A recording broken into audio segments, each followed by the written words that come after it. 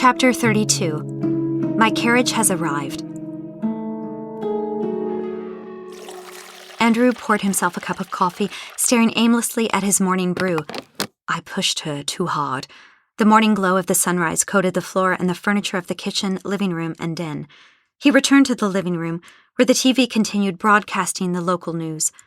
A reporter's voice was heard narrating in the background as the camera replayed different scenes of Mason High, with kids recovering from shock, police asking questions, and paramedics examining any wounded. Mystery still surrounds the recent shooting at Mason High that took place only days ago. Several witnesses say the suspects were posing as police officers and were chasing two students through the school halls. Reports say that the suspects ran into the woods behind school property. The students were reported alive and unharmed. The ringing of the doorbell, followed by several knocks on the door, caught Andrew's attention. He set his cup on the coffee table and walked to the front door. After wrapping his housecoat around his pajamas, he opened the door and saw a woman about his age, wearing a black suit, cream blouse, and matching high heels glaring at him down her nose through her sharply framed glasses. "Andrew," she said coldly. Andrew squinted his eyes in disbelief as he looked at the woman. "Elizabeth." "Well," she said sharply, "are you or are you not going to invite your eldest sister inside?" Andrew looked past her and saw a black Cadillac parked in the driveway with a chauffeur standing by the driver's door. He looked at her again. Yes," he mumbled. "Please, come in." He stepped aside as she nearly ran him down, coming through the door. Andrew closed the door behind him and placed his hands in the pockets of his housecoat. "And just what do I hold the honor of my eldest sister coming to see me?" She turned around and stood powerfully before him. "This is not a social matter, Andrew. I'm here to pick up my niece at once." Andrew closed his eyes and shook his head. "Dear sister, do forgive me. It is quite early in the morning. I haven't yet had my coffee, and I'm still in disbelief that you are actually in front of me in my house, a place you swore you would never set foot in. Andrew, I'm going to be very clear with you. I did not come here to be trifled with." Andrew raised his brows. "Oh, well, of course you didn't, big sister. Where is she, Andrew?" Andrew straightened his posture. "What is this exactly, Elizabeth? Are you going back on your word?" "What is this? This is me coming to the aid of my niece." "The aid?" Elizabeth paused and turned her head towards the living room, listening to the television. She walked through the opening and began to watch the morning news. It was not long before Andrew could see that sharp glare in her eyes grow even more scathing as she listened to the news report. "Unbelievable," she said. "A shooting, Andrew. So it is true." Andrew walked in front of Elizabeth, picked up his coffee from the table and took a sip. "Violence takes place in one form or another, Elizabeth. You've just got to be prepared." "Andrew," she snapped, "be sensible." "I'm being honest, not heartless." "Well, it is good to know that you have a heart, because this means you will be nothing but love to Virginia and me as we leave here together." The agreement, Elizabeth, was that she would stay here until she finished her high school education. Once she was finished, she would be given the opportunity to go with you if things were safe and if she wanted. "She has made her choice already, Andrew." Andrew took another sip of his coffee and raised a brow. "I beg your pardon?" "She called me yesterday morning and told me everything." Andrew's attention focused deep into Elizabeth's eyes. "What did she tell you?" "She said that she is in fear for her life." Andrew's posture slowly lost its solidity. He walked over to the windows and stared out at the pasture. "And for your sake, I will also mention this," continued Elizabeth. "She said that she is afraid for your life as well. She believes that your life will be in jeopardy if she stays here. How is that for heartfelt?" Andrew lowered his head, looking into his coffee cup. "Where is she, Andrew?" He turned back around, his stern spirit firing back up inside of him. "She said all of that to you?" Elizabeth was quick to keep her firmness. "Do you really think for 1 second that I would ever say what I have said if it were not for the integrity and concern of my niece?" Andrew looked at her, and then up through the ceiling. He walked past Elizabeth, setting his coffee cup back on the table before entering the foyer. "She is coming with me, Andrew." Andrew stopped before walking onto the foyer tiles and turned around to face his sister. "Do you think I'm going to argue with you, Elizabeth? Do you think that I'm actually going to force my niece to remain in a place she doesn't want to stay?" Elizabeth held her tongue and looked down at him through her glasses as she drew a deep breath through her nose. He turned around. and walked toward the stairs. Just give me a moment with her.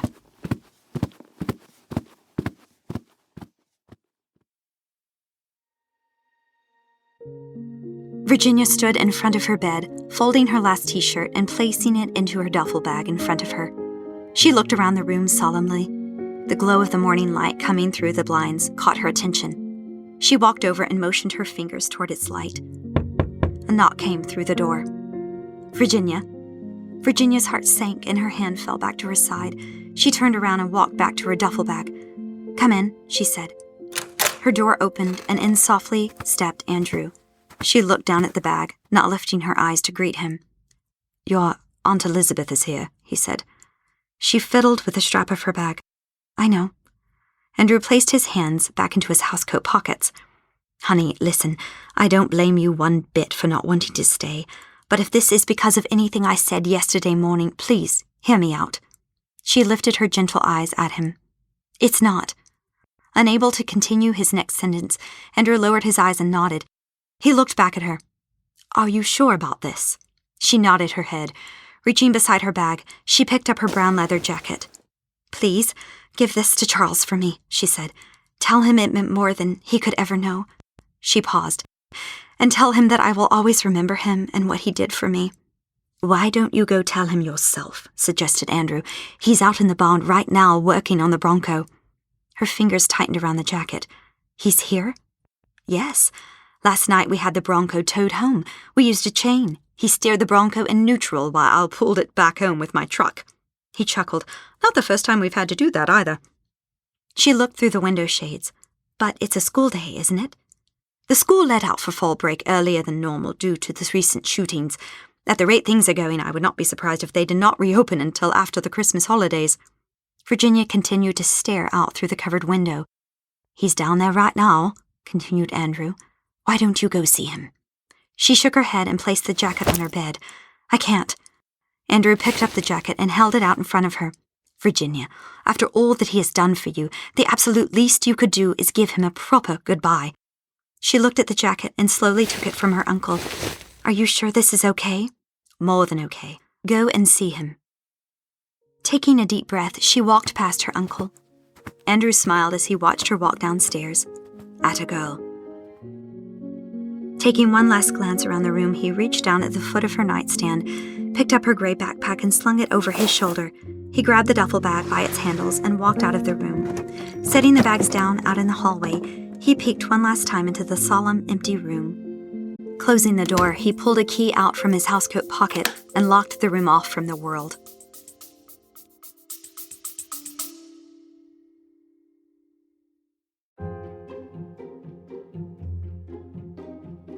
Hey everyone, we'll get right back to the episode in just a minute, but first, I wanted to talk to you about early access.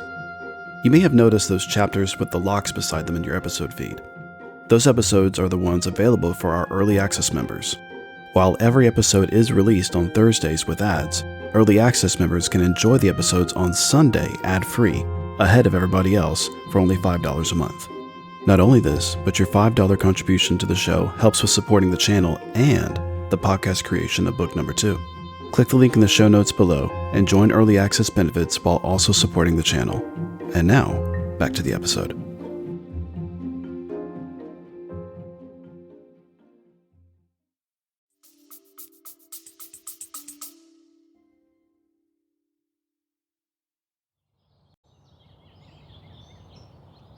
Virginia walked to the barn and stood in its big door frame. Inside, she found Charles leaning inside the opened hood of the Bronco. "Hey," she said. Charles pulled his head out of the mouth of the beast and turned around. His face and hands were marred with black engine grease. "Hey," he said. Virginia walked over to the Bronco, stood beside him, and began looking at the truck's engine. "What are you working on?" Charles began wiping his hands down with a rag he pulled from his back pocket. "Oh, I just put on the new belt. The one that broke on you that evening at Mason High. And after that, I just decided to clean the engine." "Is it customary to clean the engine of a car?" "I personally think it's good to do every now and then. What good is a shiny vehicle with a dirty engine? That's what I believe anyway." Virginia chuckled and looked back at the engine. "Good point." Charles placed the rag back in his back pocket and leaned up against the front of the truck. If I had to take a guess at all that's happening out in front of the house, you're leaving?" She nodded her head. But what?" she asked. "Something's on your mind," he said. "Otherwise you wouldn't have that face." "What face?" "That face right now. You always have that face when you're about to do something that you're unsure of." He pointed to her mouth, "And you get this cute little twitch in the corner of your mouth right there when you do." She smiled at him and turned her head away, blushing. "So," he said, "what's on your mind?" Virginia stroked her index finger along the engine of the Bronco. Lifting it, she saw some black residue across her fingertip.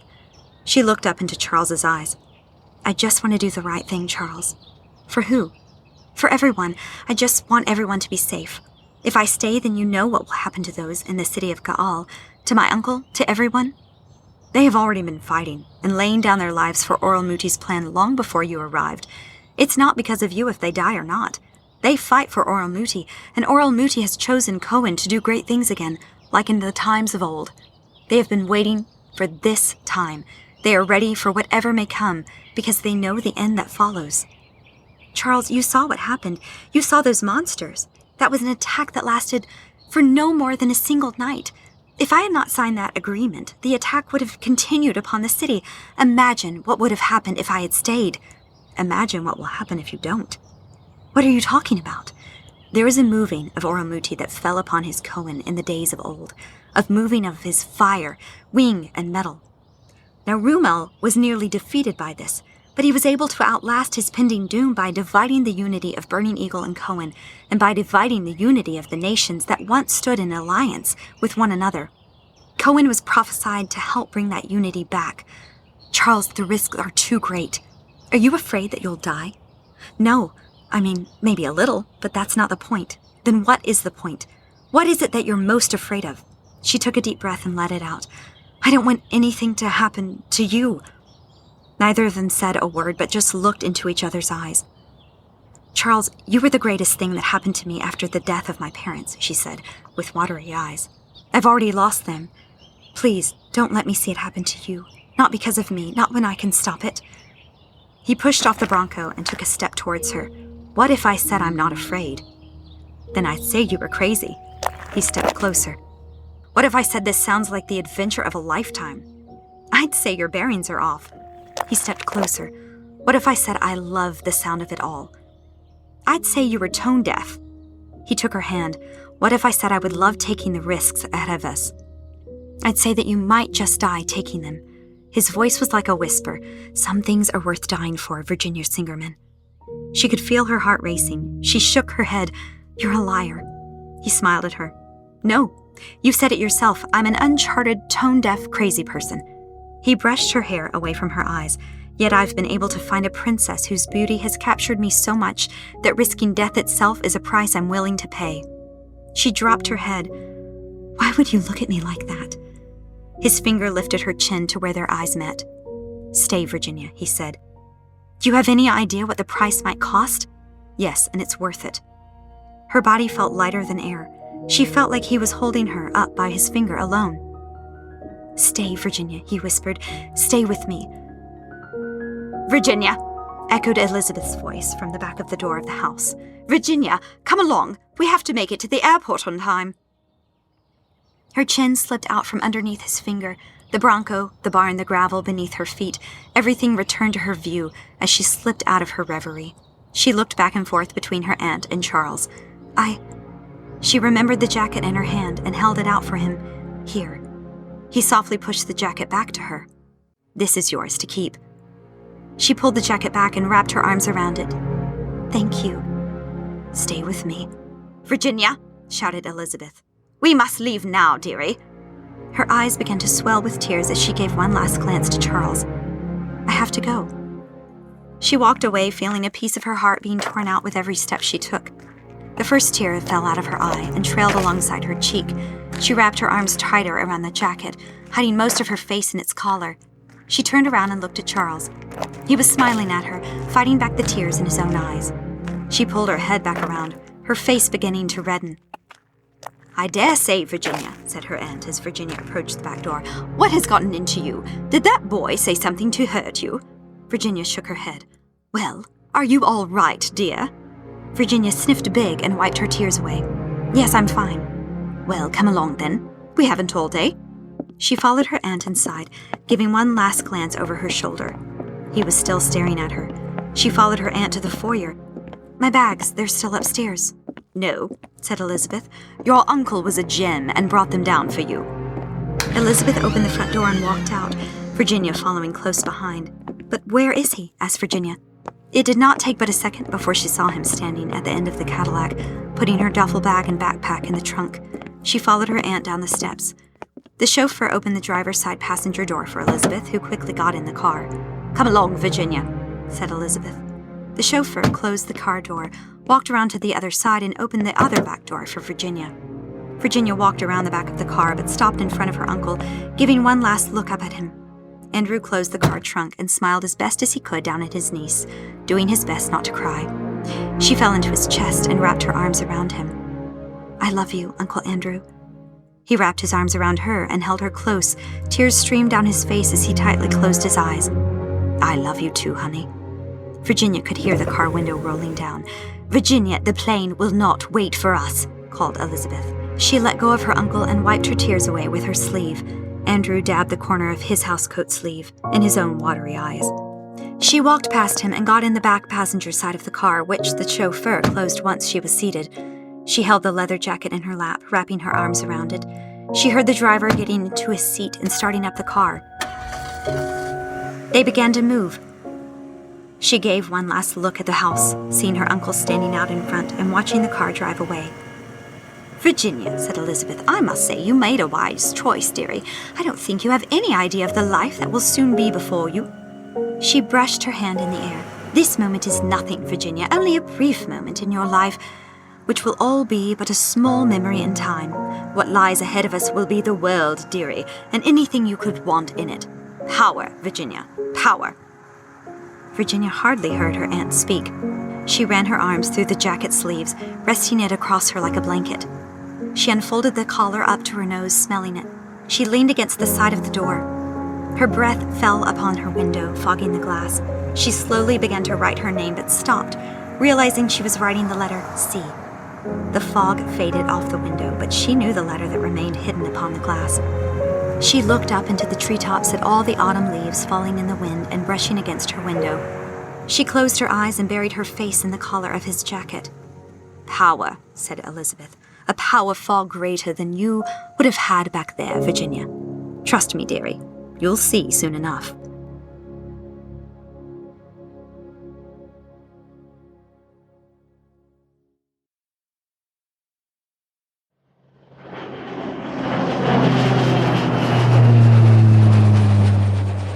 Virginia opened her eyes, awakening to the sound of a flight attendant speaking over the plane's intercom. Ladies and gentlemen, the captain has turned off the fasten seatbelt sign. Please make sure to check the overhead bins for any carry-on items you might have stowed above. We thank you for choosing to fly with Virginia, said Elizabeth. Virginia. Virginia sat up from leaning against the window of the plane. We're here, dearie, said Elizabeth. Virginia rubbed the sleep out of her eyes and stretched. I know. You know I'm surprised, said Elizabeth. At what? Asked Virginia slothfully. You used to hate flying, as I remember, and now here you are, sleeping on a plane. Elizabeth rose from her first-class seat and asked one of the male flight attendants to help her with her overhead luggage. Virginia reached down and picked her backpack up from underneath the seat in front of her. She saw the flight attendant finish bringing down her aunt's small rollaway from above. Come along, Virginia, said Elizabeth. You might want to take that jacket off, dearie. The warm Miami weather awaits us outside the airport. She began pulling off her jacket, but then stopped, leaving it on. Rising from her seat, she walked out into the alleyway. There. Finally, said Elizabeth as they opened the door to the plane. Now we can get a move on it. She walked out of the plane. Virginia lowered her head and followed behind. As they walked out of the exit ramp and into the halls of the airport, all Virginia could hear and see were noises and blurs walking past her, people on their phones and walking as fast and as modestly as they could, an announcer on the intercom above warning people not to leave their bags unattended, families and friends walking in groups and stopping at airport restaurants. Life continued to move before her. Her aunt was the master of them all. She moved with the power and prestige, cutting through the crowd like a hot knife through butter. Virginia followed in the wake that her aunt made, keeping her head down. and eyes focused on her aunt's heels. In no time, they were at the end of their wing. It was a long stretch of hallway reaching to a massive lobby where a mob of people gathered, cheering, laughing, and hugging loved ones returning home. It was then that Virginia lifted her head as they neared the crowd and saw a face that brought excitement to her, like a splash of cold water in a desert. She ran past her aunt and embraced a girl about her height, with blonde hair and blue eyes, wearing short sandals and a light-colored t-shirt. "Tiffany!" exclaimed Virginia. "It's me," said the girl, with as much excitement. "How have you been?" Just then Virginia felt that shadow she had just outrun catch back up and cast its gloom upon her. She hugged Tiffany tighter, closed her eyes, and sank her face into her neck. "Vinny?" asked Tiffany. "Is everything okay?" Virginia shook her head in Tiffany's neck. "Do you want to talk about it?" Virginia nodded as she pulled away from Tiffany, dabbing her sleeve in her eyes. "Tiffany," said Elizabeth, looking down at the girl through her sharply edged glasses, "I trust that Jonathan is here with a car." "Baggage claim, collecting your stuff," said Tiffany, brushing off the woman's shadow, not intimidated in the slightest. A slight snarl crossed Elizabeth's lip. "Very well, then." Carrying herself high, Elizabeth continued to walk, leaving Virginia and Tiffany alone to reunite. Tiffany wiped Virginia's cheeks with her thumb. "What happened, Vinny? You haven't been responding to my text messages." "Oh," sniffed Virginia. "I haven't really been aware of my phone in a while." "Now that's really not like you. What about that guy you told me about?" Virginia's eyes began to swell with redness again, and she fell back into Tiffany's arms. Tiffany rubbed her back. "Do you want to talk about it when we get home?" Virginia nodded her head again upon Tiffany's neck.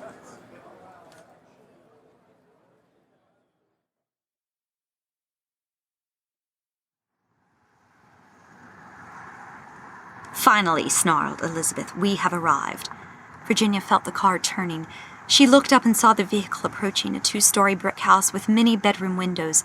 The driveway looped just like her Uncle Andrew's driveway, and Jonathan stopped the car just in front of the stone stairs leading up to the front door. She grabbed the strap of her backpack that rested between her feet.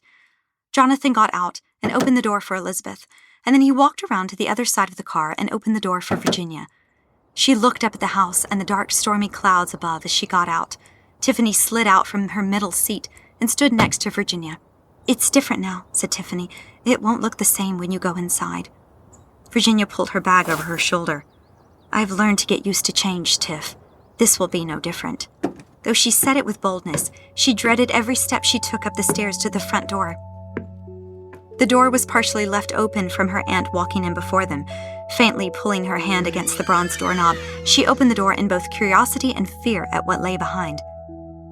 The room was dark, with only a few lamps turned on. The white horseshoe staircase in front of her still had a few railing pieces missing. Painting tarps, ladders, and paint buckets were stationed around the foyer. She could see how the painters had already refurbished the color of the hand railing from its damaged condition weeks before. The wood floor was new. There was no expense spared, as the entire downstairs floor was refurbished with a new wood floor, stain, and polish. "Careful where you walk, dearie," sang Elizabeth from somewhere in the house. "The workers' equipment is everywhere." Virginia looked to the left into the room that used to be their dining room. Where once was a table, vintage paintings, and china cabinet used to be, was now an empty room with newly painted walls. A curious, frightened look crossed Virginia's face. She walked into her dining room and turned around. "Where is everything? My dad's paintings, my mom's china." "Your aunt sold them," said Tiffany. A disgusted, frightened look crossed Virginia's face. "Sold them?" "I'm afraid so." "Why? Who said she could?" "Your aunt, being one of your legal guardians, felt it in your best interest to sell the house and all unnecessary materials in order to prepare you to live in England." "But—" Virginia quickly ran through the other opening of the dining room and into the kitchen. The glass circular table was still there, but when she looked to her right into the living room, she saw something the ladders and drapes had veiled from the front door. Everything was gone. The couches, the books on the encased shelves of the walls, the TV, the coffee table, the lamps. Everything was gone, except for one single item at the far corner of the room. Standing up straight, suspended by its frame, was an armored statue of an English knight. In one hand it held a spear, and the other rested by his side against the sheath of its sword. Virginia walked up to it, her steps echoing in the empty room. She touched the handle of its sword and looked up into the shielded face of its helmet. "I remember us talking stories of that thing when we were kids," said Tiffany behind Virginia. Virginia turned around and saw Tiffany pointing to a door far to the left of where the knight stood. "We used to sneak around the living room, hoping your parents wouldn't hear us through their door," she continued. "We would hide behind the sofa and chairs, crawl underneath the coffee table, and stop to stare at the knight. Remember how we used to talk about who possibly could have worn the suit of armor? We were certain that it was a dashing knight who came to rescue his princess from a fearsome dragon. We used to convince ourselves anyways, saying, 'Look, there are the burn marks on his armor, from where the dragon almost breathed fire on him.' And then we would continue to talk about a day when our knights would come for us, rescue us, and carry us away on their horses into the sunset. We would get so loud that Mom and Dad would wake up," said Virginia. "As soon as we saw their light turn on from their bedroom, we knew we were too loud, but like sneaky, giggling ninjas, we ran back upstairs to our bedroom before they could see us." Tiffany smiled, "And we would be really quiet for a few minutes. When we were sure that they had gone back to bed, we would stay up and continue to talk about what our nights would look like, what their castles would be like, and how they would marry us, and how we would live happily ever after." Virginia smiled and pulled her hand away from the handle of the sword.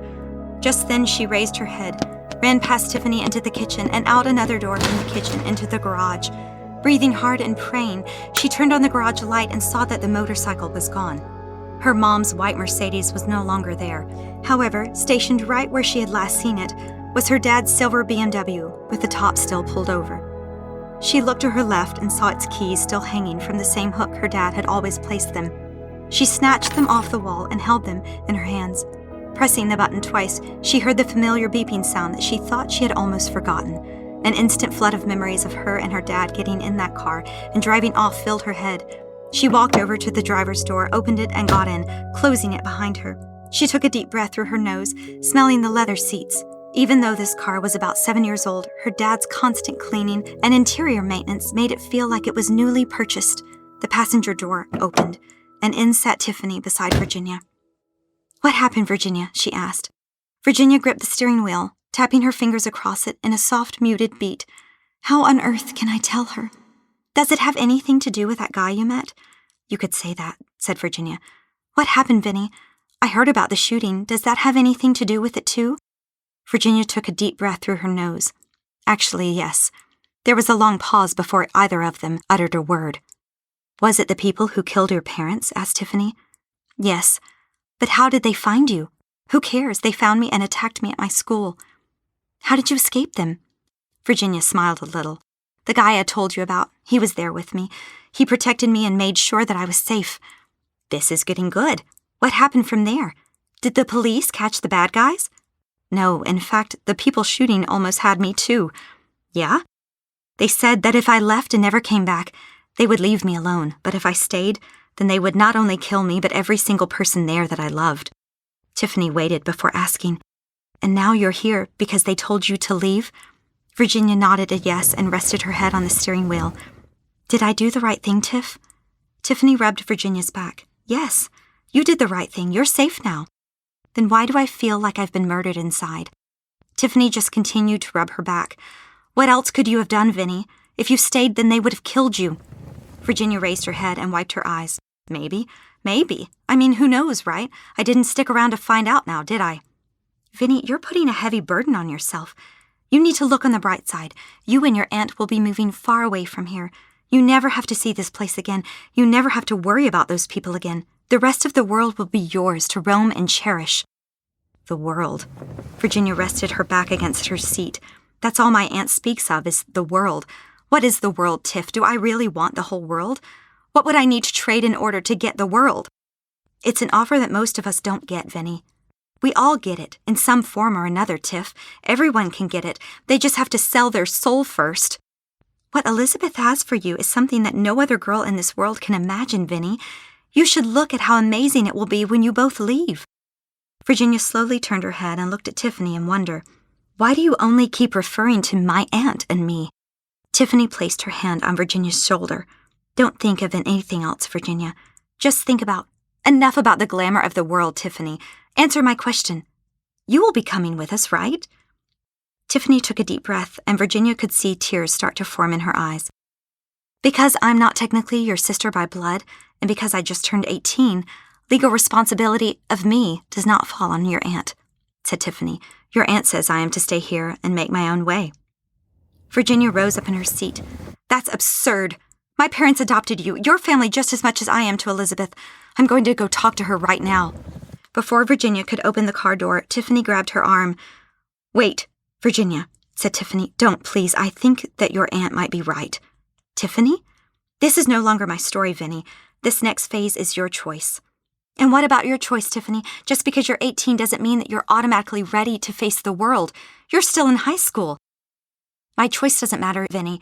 I'm 18, and legally I do have the choice to make, but this road that you're about to take with your aunt is an opportunity that you cannot miss out on. It is what you have chosen. Virginia rested her head against the back of the seat. My choice? Did I choose this? Because this was not what I expected it to look like, Tiffany. This is not what I expected at all. You have to start thinking for yourself, Virginia. Yeah? Yeah. What do you want to do most? Virginia waited, staring off into space. If I choose one door, a knife waits for me. But if I go through the other door, then I plunge one into the back of every person I've known and loved, it seems. So no matter where I go, I'm dealing with daggers. Virginia could hear her aunt singing her name from the kitchen. Virginia? Virginia? Virginia got out of the car. I'm in here, Aunt Elizabeth. Elizabeth walked to the open door that led to the garage. Oh, there you are, child. Come this way. We have much to go over. Virginia followed her aunt into the kitchen and stopped. Aunt Elizabeth. Elizabeth turned around. Yes, dearie. What happened to my dad's paintings and my mom's china? They were some of the only things that weren't destroyed that night. Elizabeth raised her head and looked down her nose for the first time at Virginia. Walking over, she gently placed both hands on Virginia's shoulders. Virginia, those paintings were beautiful, and your mother's china glorious, but such items would only anchor you down from setting sail, dearie.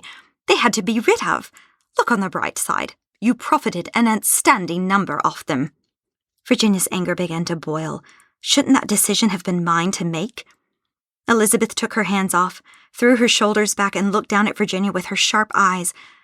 Your choice should be for what's best for your life, Virginia.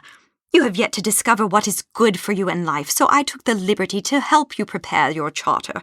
All emotional ties must be severed if you are to live in the real world. Even your father's car is on the market. How Jonathan was able to sell the other 2 vehicles, and not this one, still amazes me. Nonetheless, it will be sold in only a matter of time. Soon you will get yourself a brand new one that's more up-to-date. Elizabeth turned around and began walking towards the dining room. Prepare for your claim to the world, Virginia. All anchors must be removed. What if I didn't want the world? Elizabeth stopped dead in her tracks, slowly turning around to look her niece in the eye. Whatever do you mean? I said, what if I didn't want the world? Elizabeth walked back to where she had once stood in front of Virginia. What sort of nonsense is this? What if I didn't want to move away? What if I didn't want to leave this house? What if I wanted to keep that car in the garage? Virginia, stop. This is ridiculous. Where is this leading us? What if I wanted to stay with Uncle Andrew instead? The room fell into dead silence. Not a word was spoken, but Virginia could feel her aunt's anger haunting the air like a dark spirit. Virginia, said Elizabeth as calmly as she could, allow me to warn you. If you truly want to take this life seriously, then never, ever speak of your uncle again. His ways and choices are why he has been cut off from the family. If you choose to pursue that path, then I cannot guarantee that you will not suffer the same by the rest of the family. Virginia lowered her head slightly. And what about Tiffany? What about Tiffany? She's 18 and now responsible for taking care of herself. She's still in high school, Aunt Elizabeth. We can't just abandon her. She has no home, no family, and nowhere to live. Elizabeth raised her hand, silencing Virginia. We will not speak another word of this. Now tomorrow, we will both be leaving here to fly overseas. Once we have departed from this place, you will have left anything you were attached to on this soil, and you will start to think about what lies ahead for your future. That is the end of it. The sun is setting, Virginia. I suggest you turn in early tonight. Tomorrow is a new dawn. Elizabeth walked out of the kitchen and into the bedroom door, on the other side of the living room. Virginia was left alone in the empty kitchen, surrounded by empty rooms. The sound of thunder rolling outside was the only noise that broke the silence, until she heard a voice from behind. It'll be okay, Virginia. Virginia turned around and saw Tiffany standing in the doorframe that entered the garage, her hands in her pockets and her shoulders hunched. It'll be okay, Tiffany said again. Virginia looked around at the empty kitchen and then at the knight in shining armor in the far corner of the living room. Will it?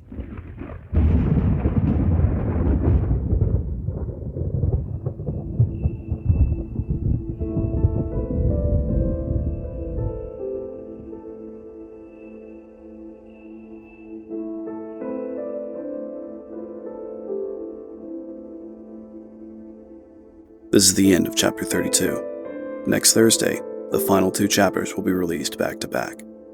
If you'd like to listen to the final chapters ad-free and ahead of everyone else, then subscribe to Early Access and tune in on Sunday. If you like what you heard, please like and subscribe and share with your friends and family. It really helps the show. We're available on Spotify, Apple Podcasts, and all major podcasting platforms. What Shines with the Dawn was written and created by C. Taylor Eason. Copyright Christian Taylor Eason, 2024.